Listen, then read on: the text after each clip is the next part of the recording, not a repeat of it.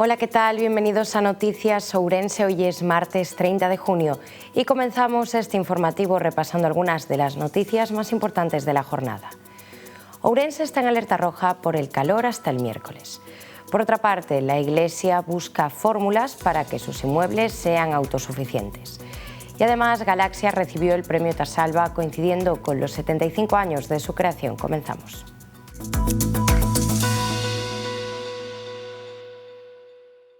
Ourense registró 42,9 grados, la máxima temperatura para un mes de junio. El intenso calor se mantendrá en toda la provincia hasta el miércoles. Por las calles de la ciudad este domingo apenas se veían transeúntes. Los pocos que caminaban por las aceras buscaban refugiarse rápidamente en las zonas de sombra o en las terrazas de los bares. Apenas había viento y el poco aire que soplaba era caliente. Durante la noche para muchos también fue complicado conciliar el sueño. El panorama visto este domingo fue similar al del día anterior. El motivo fue que este fin de semana estuvo marcado por una intensa ola de calor que alcanzó temperaturas récord tanto en la provincia como a nivel nacional. La ciudad batió este domingo su máxima temperatura histórica en un mes de junio. Fue a las 4:30 de la tarde y en ese momento los termómetros de la ciudad alcanzaron los 42,9 grados. No fue el único lugar de la provincia en el que los mercurios superaron los 40 grados. De hecho, en Ourense se registraron las 4 temperaturas más altas de toda Galicia. Además de la ciudad, entraron en esta lista Arnoia con 41 grados, Vilamartín de Valdeorras con 41 y Leiro con 40,8. Para los próximos días las temperaturas se mantendrán estables en el inicio de semana. En la ciudad, tanto este lunes como este martes, las máximas se situarán en los 40 grados. El calor dará tregua a partir del miércoles. La Iglesia mantiene la propiedad de 2.730 inmuebles en Ourense para su uso religioso. Su mantenimiento supone 1/3 de los presupuestos de la diócesis, que busca fórmulas para que sean autosuficientes. La diócesis de Ourense mantiene en 2025 la propiedad de 2.730 inmuebles para uso religioso. De ellos, 1.458, el 53%, son iglesias parroquiales. 736 corresponden a cementerios católicos y otros 538 son casas rectorales, edificios donde residen o residían los párrocos y algunos de los cuales aún se emplean para la actividad eclesiástica y de los fieles. Su mantenimiento, según indica Raúl Alfonso, el responsable económico de la diócesis de Ourense, supone un 30% del presupuesto anual del obispado, lo que implica un gasto en 2024 superior al 1,5 millones de euros.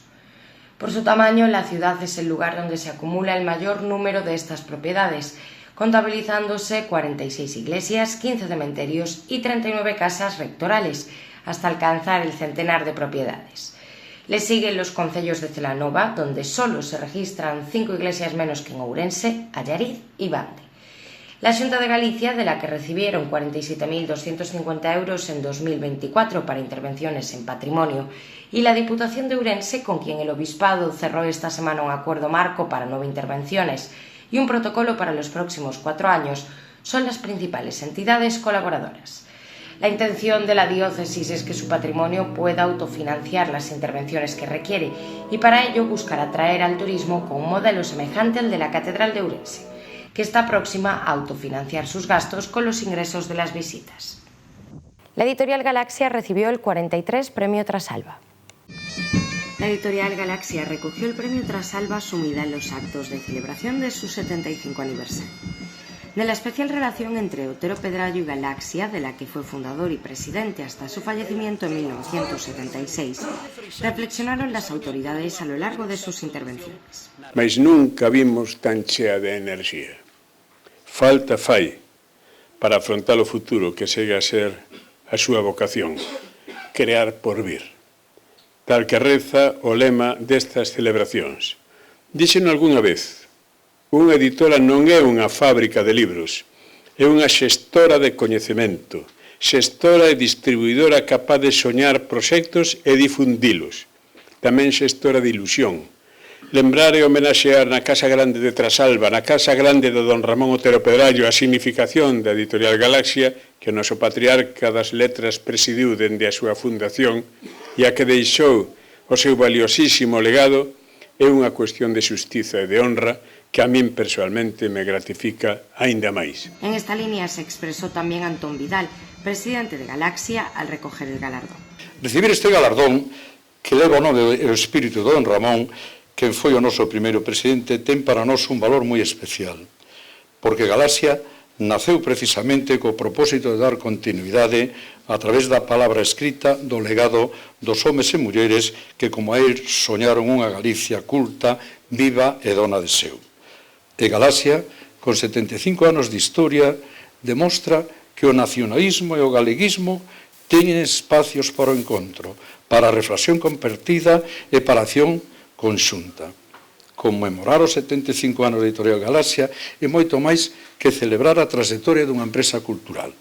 É honrar un proxecto colectivo que naceu para ser luz nun tempo oscuro, para dar de corpo e continuidade a unha vontade nacional que nunca se rendeu, nin siquiera nos momentos máis difíciles da nosa historia.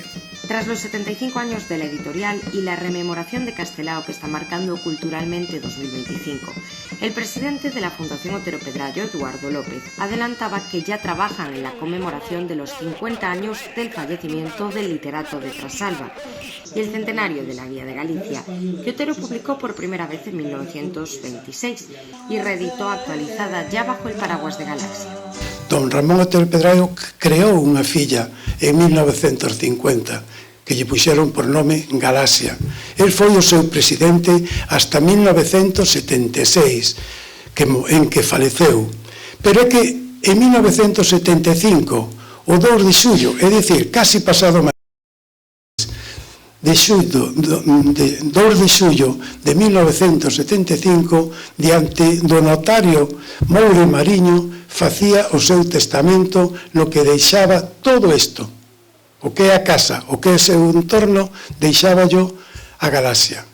Por iso lle chamo a filla adoptiva de Ramón Otero Pedrayo, que cumple agora 75 anos. Durante la ceremonia, la Fundación entregó a Maribel Outeiriño Premio Trasalba 2024, un libro conmemorativo de la ceremonia del año pasado. A Deputación reforza a cooperación cos servizos de emerxencia con 405.000 euros en axudas á Protección Civil e os GES. A Xunta de Goberno da Deputación de Ourense aprobou na súa reunión semanal un total de 34 asuntos que supoñen mobilizar máis dun millón de euros. Na cooperación cos concellos destacan os máis de 405.000 euros habilitados para axudar a servizos de emerxencia e protección. Por unha banda, resolveuse a convocatoria de subvencións para agrupacións de protección civil en concellos de menos de 50.000 habitantes. Unha liña de axudas dotadas con 75.000 euros e, por outra banda, aprobou diversas axudas a concellos para gastos de funcionamento dos seus GES. Toda esta aposta que se fai dende a Diputación Provincial por la atención ás emerxencias. Concretamente, hoxe vimos de resolver unha orde que tiñamos xa convocado, este ano vai con moitísima máis axilidade, unha orde que tiñamos convocado de apoio ás agrupacións de voluntarios de protección civil que o pasado sábado en Verín celebraron o seu encontro anual, un encontro anual que serviu para poñer de manifesto a importancia deste colectivo, eu diría, que sin dúbida, o colectivo de voluntarios máis importante da provincia de Ourense, porque non hai que olvidar que son 75 concellos dos 92 os que teñen agrupación de voluntarios de protección civil. No que respecta a obras e servizos municipais, a contía destinada esta semana supera os 300.000 euros. No capítulo de cooperación con entidades, a cantidade consignada é de 341.000 euros. O subdelegado do Goberno en Ourense fixo balance esta mañá da evolución do mercado laboral e da actividade económica na provincia, destacando un contexto de progresión sostida e positiva durante o último ano. O balance de actuacións do Goberno de Ourense reflicte datos como 107.945 persoas afiliadas á Seguridade Social na provincia, o que supón 1.692.000 máis que no mesmo mes do ano anterior. Tamén aumentou o número de empresas activas na provincia, alcanzando as 10.138 compañías dadas de alta, 112 máis que en xaneiro. Esta tendencia incide directamente nas cifras de desemprego. Ourense contaose con 1.017 persoas menos inscritas no paro respecto ao ano pasado, unha mellora especialmente significativa no emprego feminino, onde se reduciu o número de mulleres desempregadas nun 6,5%. En palabras do subdelegado, este conxunto de datos responde á acción conxunta de 4 eixos estratégicos impulsados polo Goberno de España. A reforma laboral que promove a creación de emprego estable e de calidade, as inversións do Plan de Recuperación, Transformación e Resiliencia, a suba do salario mínimo interprofesional xunto coa revalorización das pensións e as inversións e infraestructuras da mellora e as medidas de apoio á creación e á xestión de empresas.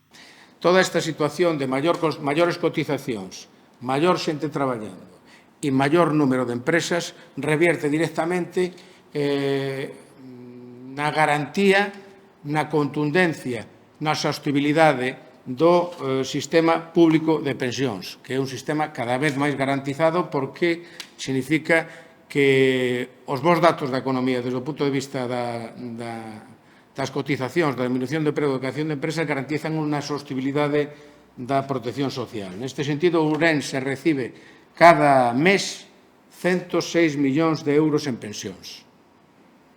En maio o número exacto foi 105.965.000 euros. A maior parte son para pensións de xubilación, en torno a uns 72 millóns de euros. Deste xeito, o Goberno de España protexeu de maneira garantizada cada mes, en este mes, pero cada mes 180.462 pensionistas. Deles, 67.000 reciben a pensión por xubilación. A 32ª Festa de Exaltación do Pan de Cea celebrarase esta fin de semana no campo da Saleta, en San Cristóbal de Cea. Esta mañá tivo lugar a súa presentación oficial no Centro Cultural Marcos Valcárcel. Este domingo 6 de xullo celebrarase a 32 Festa do Pan de Cea. Poránse á venda máis de 1.600 pezas de pan de cea e o pregón correrá a cargo do xornalista e presentador Fran Cañotas. A xornada incluirá pasarrúas, degustacións de produtos con indicativo de calidade, música e un xantar popular para 500 persoas. O pan de cea data do século XIII, cando o rei Sancho lle concede a abadía dos días ferados iglesia. Entonces quedaron obligados os habitantes da zona a pagar os diezmos con pan blanco, que lle chamaban aquel. Logo, despois, máis tarde, no século, como ben dixo tamén Rosendo, no século XVI, cando o Marqués de Ensenada fai un censo no Ayuntamiento de San Cristóbal de Cea, censa como 50% dos habitantes da zona que se dedicaban a elaborar o pan. Entonces, facen un pan, como ben dixo, artesanal, tradicional de toda a vida, e dalle o título a Cea, la villa del buen pan. A programación comezará o sábado 5 coa 11ª Ruta dos Fornos, que amplía prazas ata 1.200 e ofrecerá 7 propostas gastronómicas nos fornos tradicionais do municipio. A festa complétase con show cooking, concertos, feira de artesanía e a presenza de produtores agroalimentarios galegos. Carlos Rodríguez salientou que o pan de Cea continúa medrando en difusión e vendas, superando as 850.000 pezas ao ano pasado. A cita gastronómica busca poñer en valor a tradición e a calidade dun pan con historia, recoñecemento e proxección internacional. Falar de Cea e falar do pan de Cea. É unha simbiose, un matrimonio indisoluble que isto xa non hai que nos separe. Sempre que se fala de Cea, ou cando vou a algún sitio de Galicia, e sin ser de Galicia. Moitas veces, cando teño unha reunión con Fenembalses en Madrid, hai un señor de Lérida, Paco Gómez, que sempre me dice: oi, se tes a oportunidade de traerme unha peza de pan de Cea, e o que facemos é collela antes de salir de aí, porque sempre quero unha peza de pan de Cea. Dice que moita máis mujer, porque só a come el, se lle volve xa un pouco máis dura e tal, pero aprecio. Quer dicir que é un produto recoñecido non só a nivel local, senón a nivel galego e máis alá das nosas fronteiras. Rueda enxalzou nas medallas Castelao unha identidade marcada polo acordo e coa pluralidade como fortaleza. As medallas Castelao entregáronse este sábado no Panteón dos Galegos Ilustres. O presidente da Xunta, Alfonso Rueda, reivindicou a pluralidade como unha das grandes fortalezas da sociedade galega e defendeu que as medallas Castelao, efeméride que este ano coincide co ano Castelao, son as máis importantes para iso. Queremos ser exemplo, sobre todo, de concordia, de consensos e de unidade, que creo que nestes momentos son máis necesarios que nunca. En todo iso, tamén, aparte dunha homenaxe, un recoñecemento, consiste este acto, esta celebración, esta conmemoración. E penso, sinceramente, este ano especialmente, que de todo iso son exemplo os 5 premiados. Por lo tanto, as medallas Castelao, igual que o Rianxeiro que lles dá nome, son patrimonio de todos os galegos, que ninguén o esqueza e que así siga sendo por moitos anos. Moitísimas gracias e parabéns. O grupo Luar na Lubre conta cunha traxectoria de case 40 anos e unha das bandas galegas máis recoñecidas internacionalmente. Dos moitos premios que temos recibido, que nos teñen entregado ao longo da nosa traxectoria, seguramente as 3/4 partes deles son de fora do noso país, de fora de Galicia. Polo tanto, recibidos aquí, en Galicia, adquiren para nós un valor singular. Mais aínda se cabe, estando neste lugar, é a medalla chamándose co nome dunha das figuras máis senlleiras da nosa terra, Alfonso Daniel Rodríguez Castelao. É para nós un honor compartir este premio co resto dos galardoados, pero permítanme singularmente decir que con Víctor Freixanes, que o que hai até poucos días foi presidente da Real Academia. Como saberán, a palabra lubre, parte fundamental do noso nome, foi recentemente incorporada ao dicionario da Real Academia Galega grazas a unha iniciativa impulsada por Navia Franco, filla de Xosé Luís Franco Grande, que está neste salón esta noite, máis nós, en a que Víctor foi o noso principal interlocutor neste asunto. Freixanes é unha das voces máis influentes da cultura de Galicia das últimas décadas. A súa traxectoria entre as palabras e o pensamento fixo crecer a lingua galega dentro e fora das fronteiras da comunidade. Hoxe, se cadra máis ca nunca, o futuro do noso idioma exixe unha acción e un posicionamento que non podemos adiar. No seu día, dende a Real Academia Galega, fixemos un chamamento a prol dun gran pacto pola lingua que debe promover o Goberno, a quen corresponde a iniciativa, pero no que deberían implicarse activamente todas as forzas políticas que nos representan, todas, porque a lingua é un patrimonio común que non podemos negociar. Quero utilizar esta plataforma de honra para reafirmármonos nesa necesidade que compromete a toda a sociedade galega, de xeito especial, repito, os que democráticamente nos representan. Emilio Pérez Nieto é o presidente honorífico do Grupo Pérez Gombao, que liderou dende mozo unha das principais empresas galegas de automoción. Constata que o teu goberno, presidente, valora o esforzo e o sacrificio de tantos empresarios que contribúen cada día a facer unha Galicia máis forte e, polo tanto, a mellorar a calidade de vida dos nosos compatriotas. Rosa Rodríguez Álvarez recolle este galardón en representación dos profesionais da atención primaria.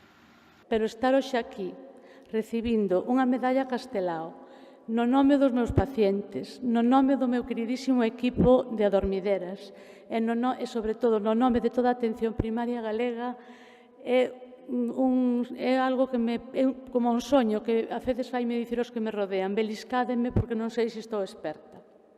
Unha medalla Castelao, no ano Castelao, e dun Castelao que tamén foi médico, ainda que el sempre dixo que non exercera a medicina por amor á humanidade. Como di o noso himno, era un bo e xeneroso e seguro que o faría ben.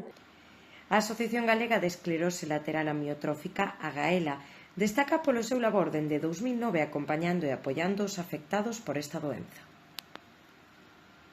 Cal é o logro que nos fai merecedores de estar aquí compartindo o galardón con tan ilustres compañeros, recibindo de manos do señor presidente en un lugar sagrado como este para todos os que amamos Galiza.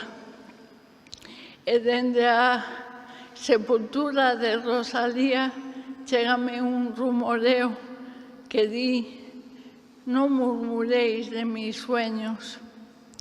A Gaela, o serme da Gaela, foi un sono, non un sono reparador, senón máis ben a necesidade imperiosa dun grupo de familias de Suso, de Rafa, de Tino, de Manuel, de Quina,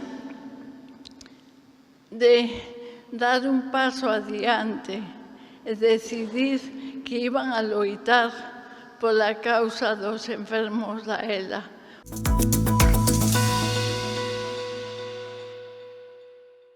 Pues esto ha sido todo por hoy. Muchas gracias por acompañarnos. Que pasen una buena noche. Nos vemos mañana a la misma hora. Adiós.